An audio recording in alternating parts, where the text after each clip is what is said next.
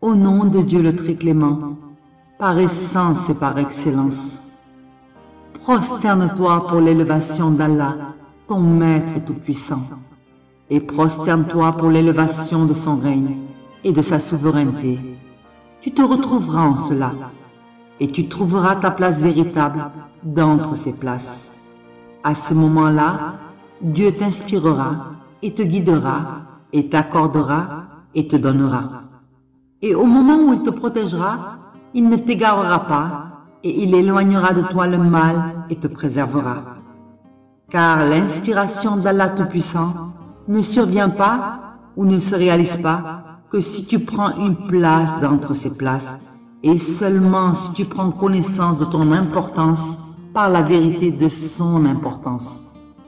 Et l'esprit était plutôt le contrôle de cette liaison afin que l'âme puisse raisonner et ne pas dévier et ni se détourner. Et pour qu'elle ne s'égare pas et ne se transforme pas et ne nuit pas. Rapproche-toi alors prosterné, car le serviteur n'est plus proche de son Seigneur qu'en état de prosternation. Et il y a en ceci confort et apaisement de l'âme, et sécurité et confiance et tranquillité de l'âme.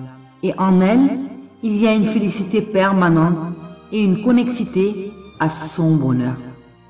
La prosternation est le rapprochement au parfait absolu et au majestueux absolu et l'acceptation d'accès à la dépendance du savoir inné, donc inspiré par Dieu et à la lumière divine, et en ceci, il y a une crainte à la vérité dont elle ne fait aucun doute.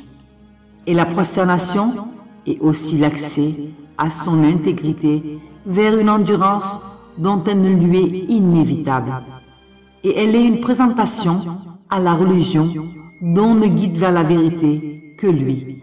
Et elle est une guidance vers le chemin dont aucun Dieu des mondes n'est satisfait que lui.